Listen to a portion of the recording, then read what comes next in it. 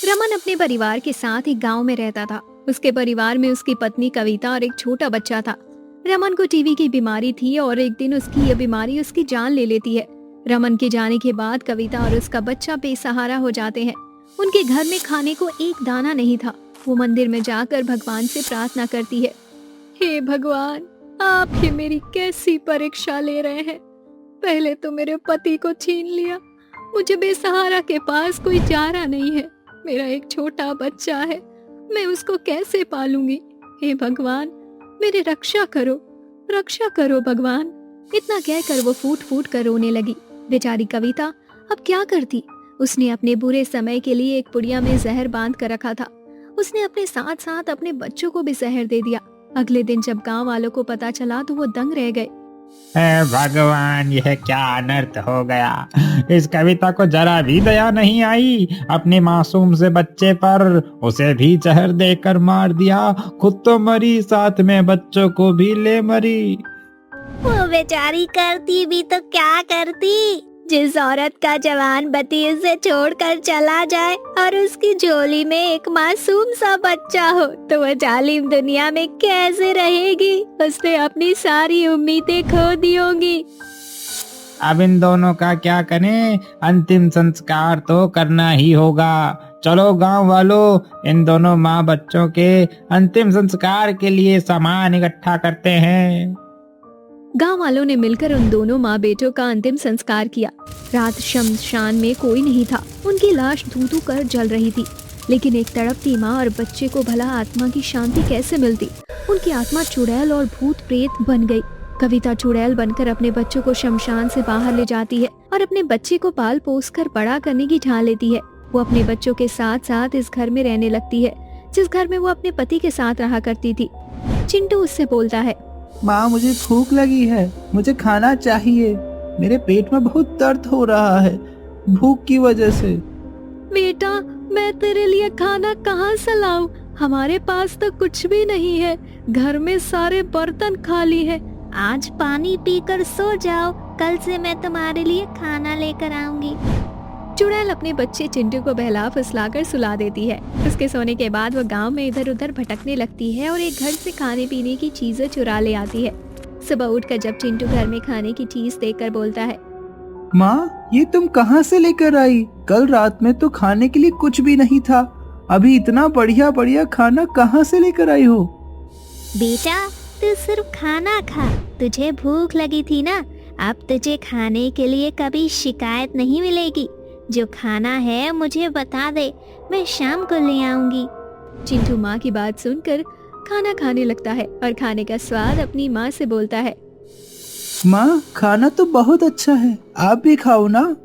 चिंटू के इतना कहने पर कविता चुड़ैल भी उसके साथ खाना खाती है। अब कविता समझ चुकी थी कि उसे अपने बच्चों के लिए खाने पीने की चीजें और कपड़ों का इंतजाम इस तरह करना पड़ेगा। वो इसी तरह रोजाना चिंटू के लिए खाने की चीज और छोटे बच्चों के कपड़े लोगों के घरों से चुरा कर ले आई थी और सुबह होने पर चिंटू को दे दिया करती थी। चिंटू भी उन चीजों को देखकर खुश हो जाया करता। चिंटू जब दिन में एक साथ खेल रहे बच्चों के झुंड को देखता तब उसका भी मन होता कि वो उन बच्चों के साथ जाकर खेले, लेकिन वो नहीं जा सकता था। वो अपनी माँ से ये बात बताता है, माँ, मुझे भी बाहर बच्चों के साथ खेलना है, मुझे जाने दो ना माँ। मेरा बहुत मन करता है कि मैं भी उनके साथ चोर पुलिस, पकड़म पकड़ाई और गिल्ली डंडा खेलूं। लेकिन बेटा, ऐसा नहीं हो सकता। लोग हमें देखकर डर जाएंगे और वो अपने बचाव के लिए हम दोनों को यहाँ से भगा देंगे। फिर हम कहाँ जाएंगे?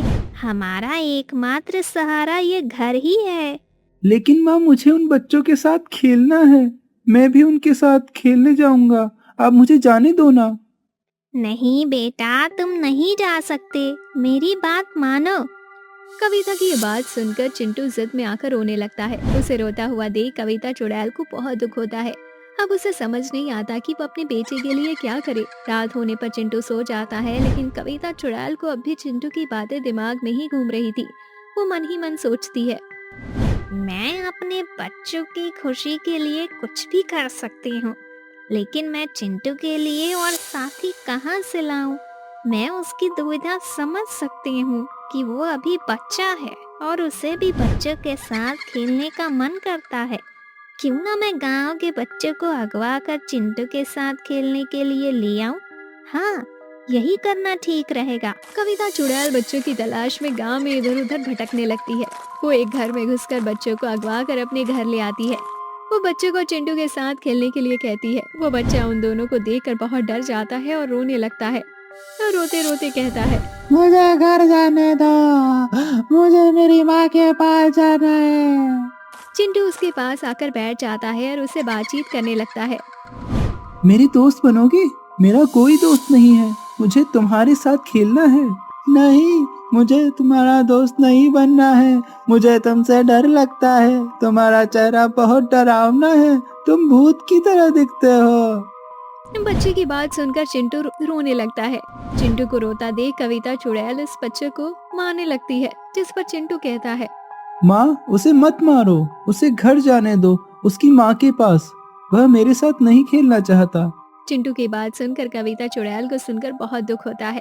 चिंटू वहाँ से चला जाता है और एक कमरे में जाकर रोने लगता है। वो बच्चा चिंटू को रोता हुआ देखकर उसके पास जाता है और कहता है, तुम बहुत अच्छे हो, तुम्हारी माँ ने मुझे मारने का सोचा, तुमने मुझे उनसे बचाया, तुम बहुत अच्छे हो, मैं तुम्हारे साथ रोज खेलने आया करूँगा।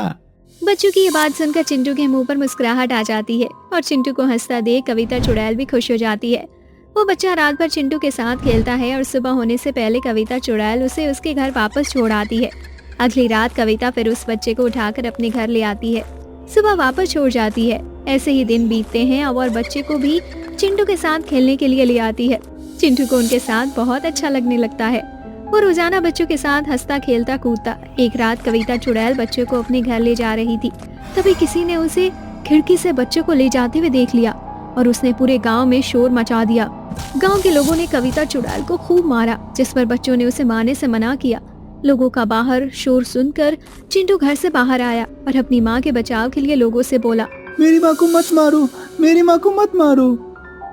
तेरी माँ बच्चा चोर है, वह हमारे गांव के छोटे छोटे बच्चों को बहला फुसला कर उनको चुरा रही थी। मेरी माँ बच्चा चोर नहीं है, आप सभी गलत कह रहे हैं। अरे अगर तेरी माँ बच्चा चोर नहीं है तो इतनी रात गए तेरी माँ बच्चों को कहाँ ले जा रही थी? मेरी माँ बच्चों को मेरे साथ खेलने के लिए ले जा रही थी। मुझे उन बच्चों के साथ खेलना बहुत अच्छा लगता है। तू हमारे बच्चों के साथ नहीं खेलता, भूत प्रेत कहीं का।